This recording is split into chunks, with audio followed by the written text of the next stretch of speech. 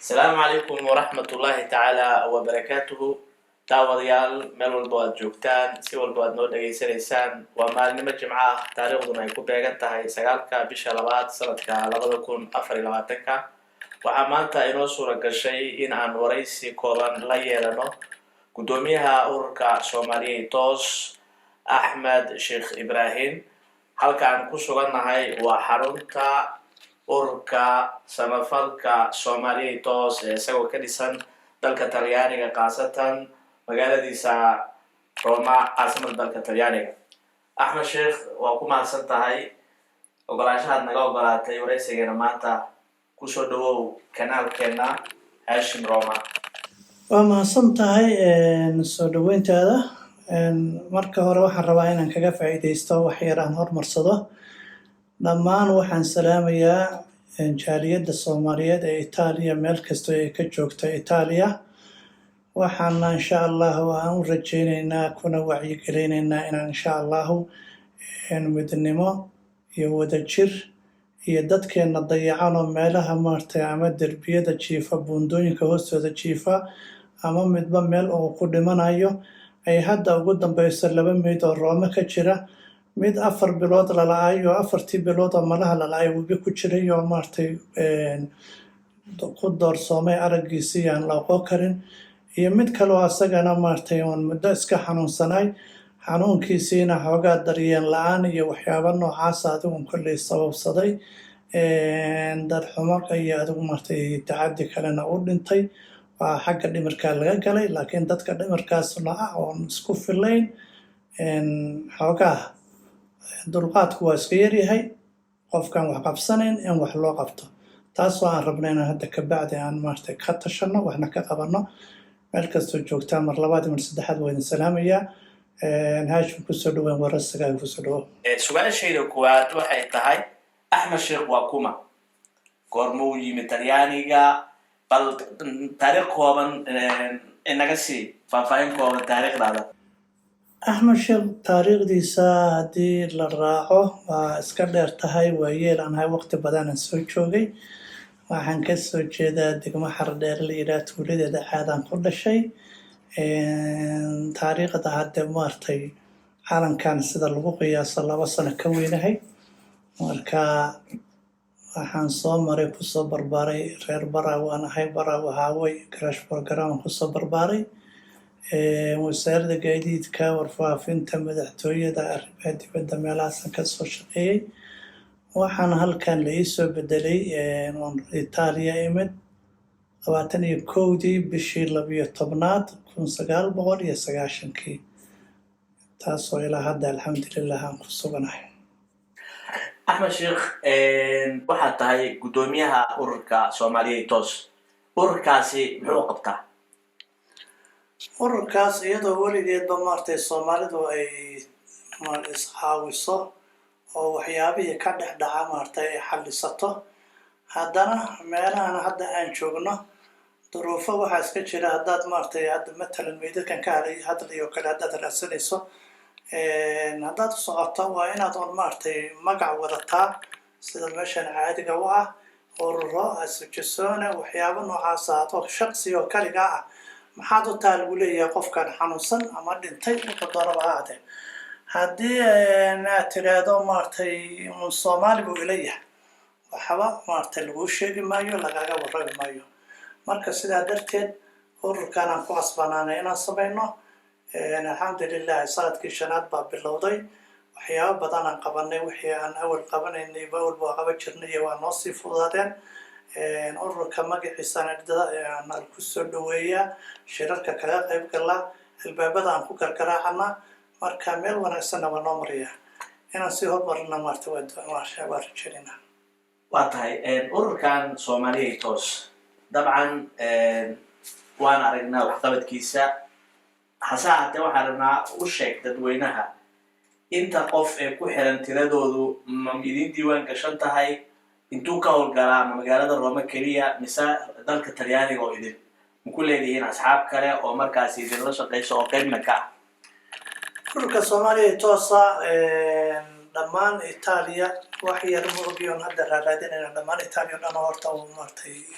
afayaan u yahay ka warqabaa wixii ka dhacaya loona soo sheegaa dalka dibadiisa Soomaalida joogta hataa martay meel kasta oo adduunka joogaanba wixii Talyaaniga dani ka soo gasho way nala soo xiriiraan hadday baafis noqoto hadday qof dhintay noqoto hadday qof isbitaal ku jira noqoto hadday qof qariib ah markaas oo walba soo socda la yiraahdo wax noocaasa waxa la wixii Talyaaniga laga martay looga baahan yahay meelo badan aan la ka soo wacaa marka guddigu wuxuu leeyahay 15 ruux ah 15 ruux Roma oo badan 3 qofood ka jirta inta kale 12 xubnood oo guddigaas ka mid ah gobolladii kala jiraan magaalooyinka waaweyn oo dhan bay kala jiraan dad kaloo si kale lagu xiran oo guddiga yaan ahayn oo maartay laakiin howlaha aan doonayna nala qabtaa jiro noo soo wargeliya safaaradda maartay in badan ay noo soo martaa dadka adigu dhintoo kale safaaradda la soo marsiiya safaaradda maartay nagu soo xirta adeegii loo baahnayo annaguna qabanaa safaaraddan wixii saasan ayagana xag dhinacaas isula shaqaynaa marka de waxaan dhihi karaa Talyaaniga dhan ka jira ururkan waxaa noo diiwaangelinta iska ilaaway ilaa 250 qofood walow dadka qaarkood dhalinyarada ay soo socdaan oo birta dheer iyo Yurubta iyo meelahaas foga ay qaar naga aadaan laakiin haddana bastansa waa isku fiicannahay maartay hawl qabadkeena waana inaan sii kordhina waan doonaynaa sanadkan oo qorshaysan Axmed Sheekh hawsha qabataan waa hawl aad u adag marka loo fiirsho xaaladda ka jirta dalka Talyaaniga qaasatan qaxootiga ku nool markaan ka hadlayno duruufaha haysta dhalinta Soomaaliyeed fanka ama dhaqaalaha ku baxay marka ay noqoto inaad dadkaas caawisaan yaa idinka saacid horta ilaa hadda cidinama saacido dadka meeshaan joogana duruufaha haysta aad bay u fara badan yihiin laakiin waxaan ka dooranaa ilaa 2 shay oo maartay xoogaa ugu dardaran qofka hadda dhintayna maartay meel laga soo sheego inaan aadi karno aasi karno dadkiisii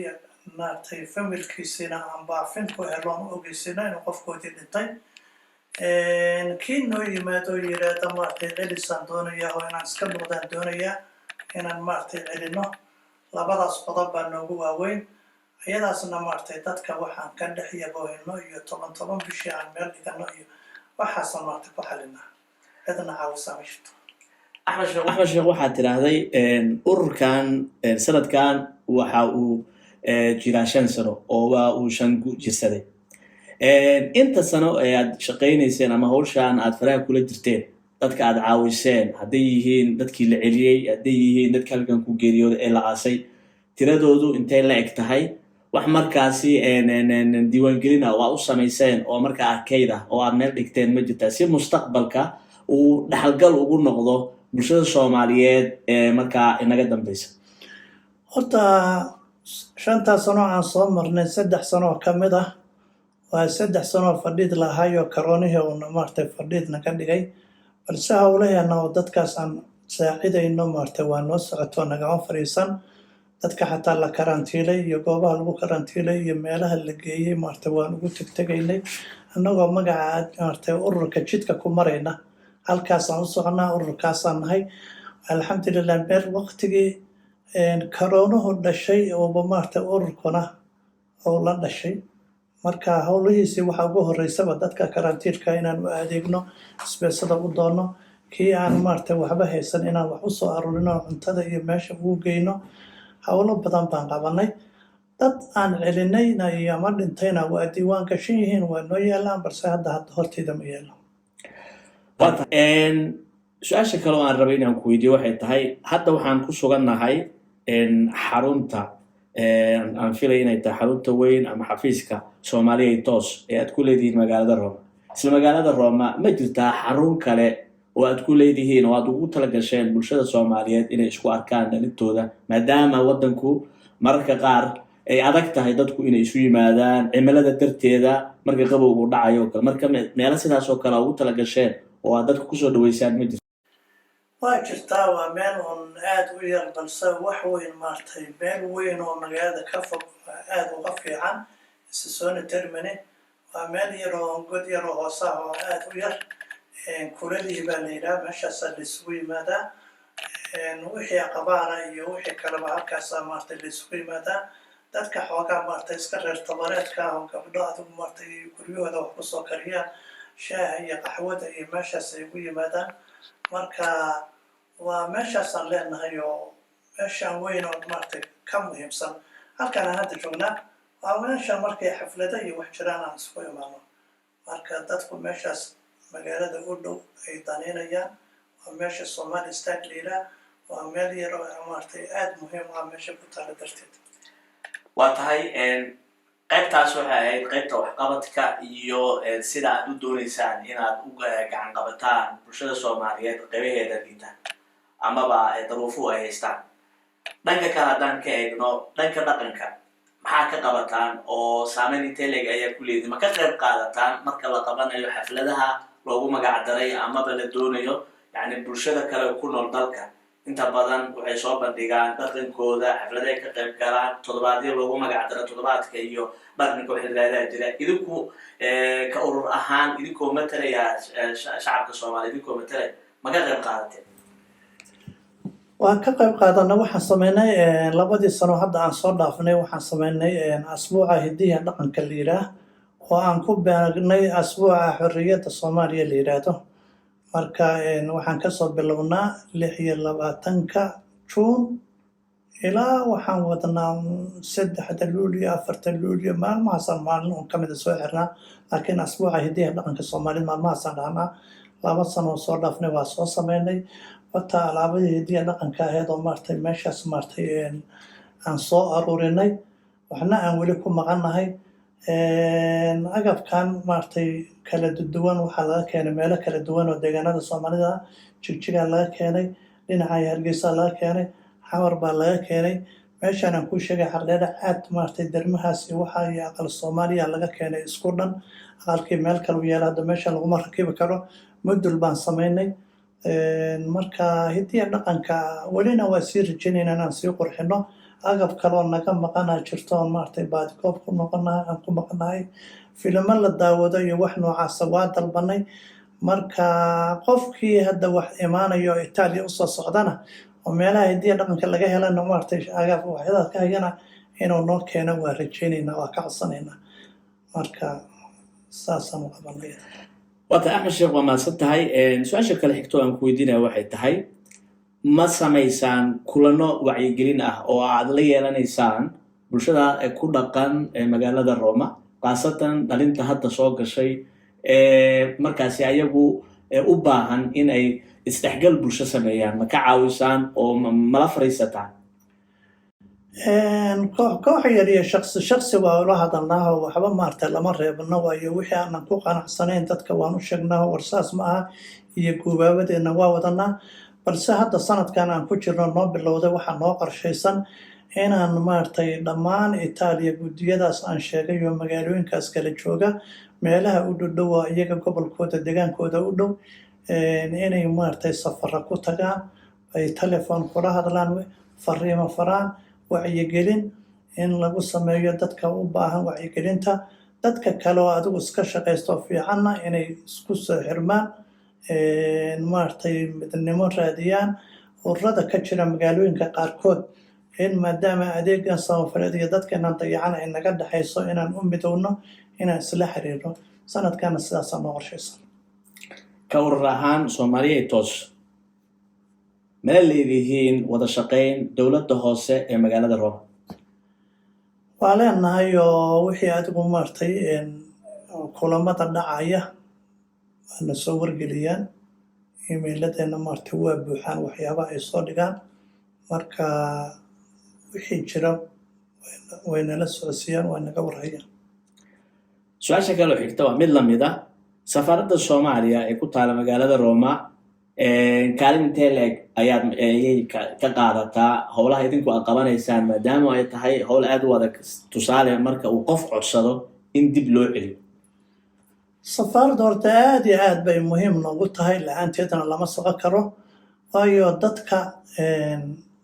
meelaha ku dhinto aan sheegayo ama oonsi ah ama wax xataa u turjumaya lala yahay safaaradda la soo wacaa safaaradda haddaanay safaaraddu jirin maba la heleenba qabaarkaas oo ururka iyo waxaas lama yaqaana safaaradda la soo wacayaa safaaradduna managay noo soo wareejisaa markaan hawshaas qabanno wixii safaaradda looga baahan yahayna waa ka helnaa oo waa ula nimaadnaa riboodkaan u keennaa saasaa jira waxaasaa jira dadka celiska waraaqdii oo go-homka ay ku bixi lahaayeen qaarkood dukumenti ku bixi maayaane waxba ma haystaan waraaqdii ay ku bixi lahaayeen go-homtaa naloo sameeya marka safaaraddu aad iyo aad way martay wada shaqayn yaa naga dhexaysa la-aanteedna maba socon karnaba su-aasha kaloo xigtaa waxay tahay axmed sheekh sida adiga waa aad sheegtay marar badan waxaa dhacday inay dad idinla soo xiriiraan oo idin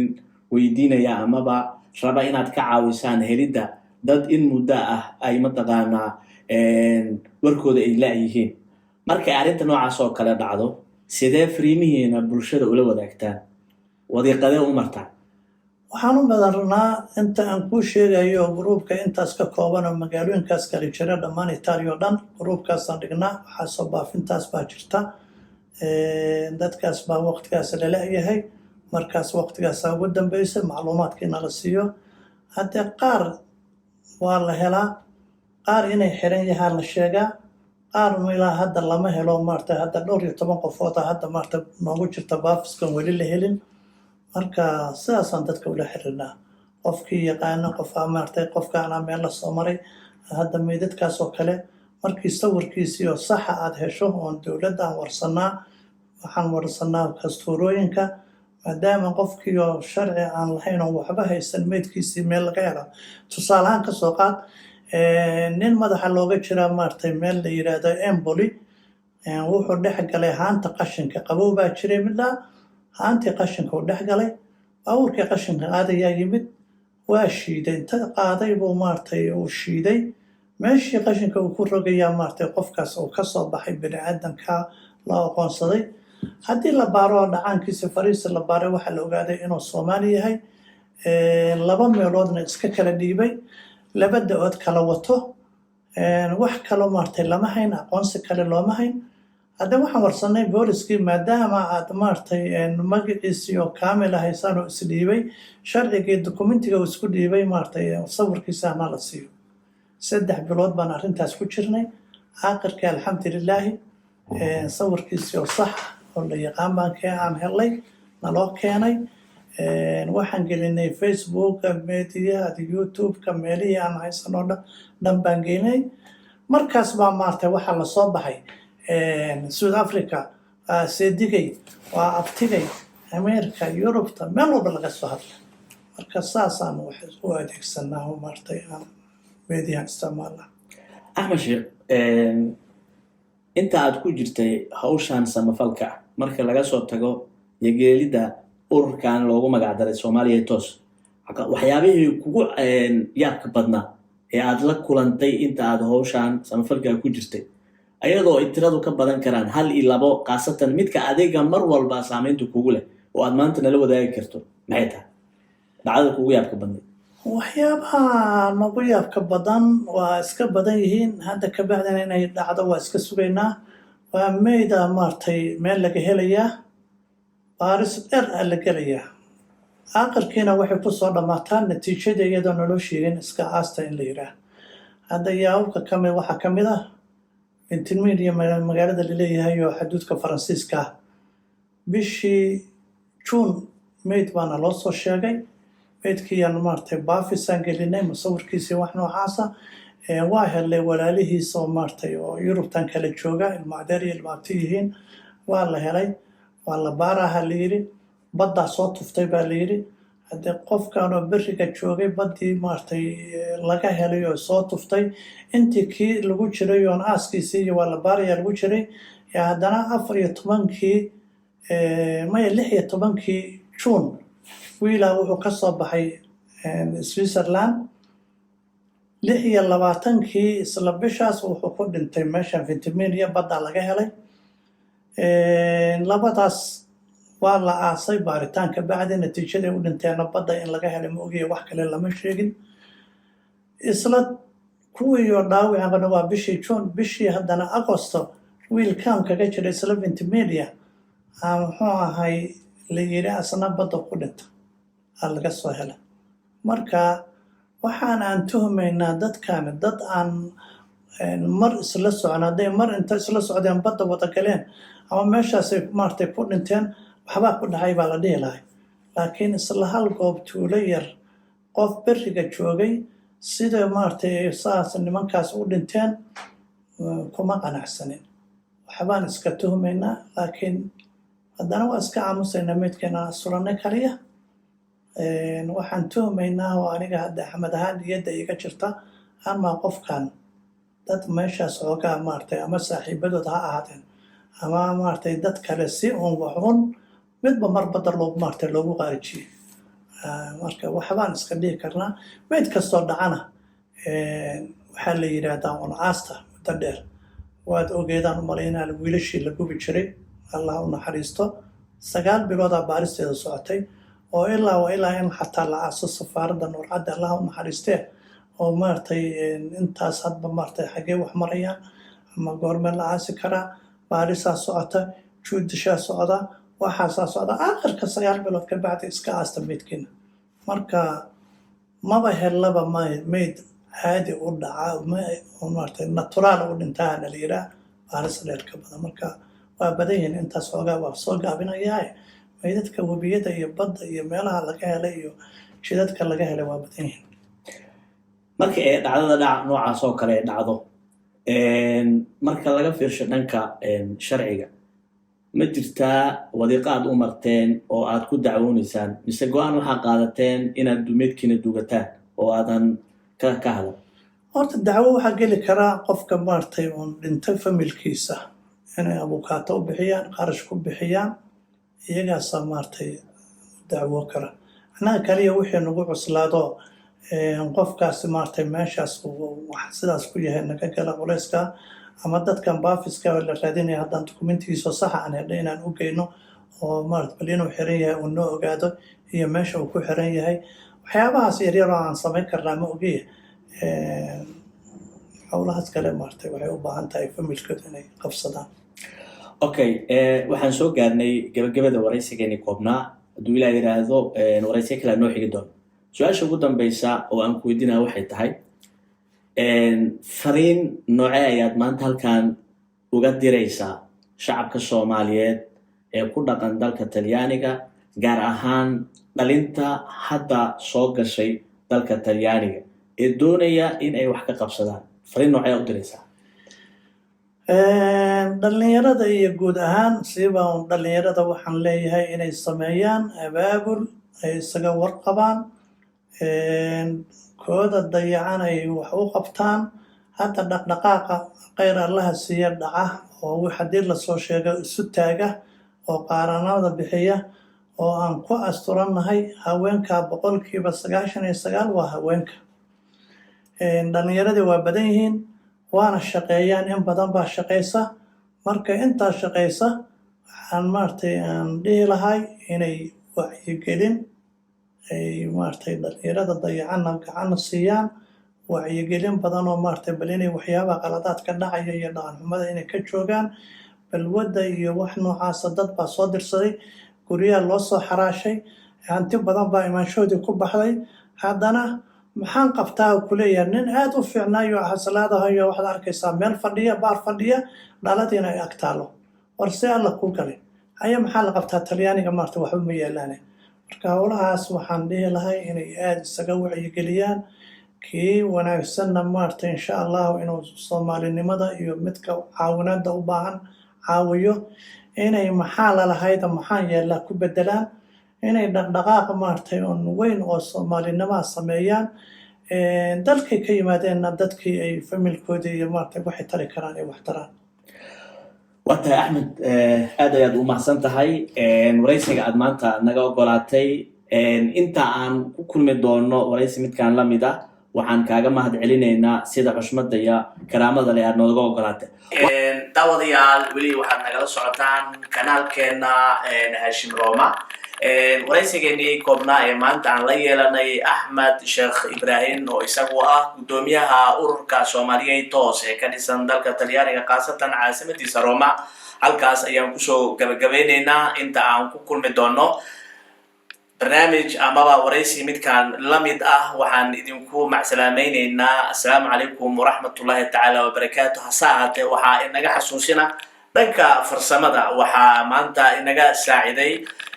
فرسميقان كسر فهد محمد أبوكر أبو عشرو انت أنكو كل مدونو ورئيسي متكان لمدا مرلبات وحان إذن لنا هاي أنغو ودجرنا السلام عليكم ورحمة الله تعالى وبركاته وساعة وحاولي نجا حسوسنا إن نجا إلاوين شيرتا لايكتا سبسكرايبتا وما تسنتين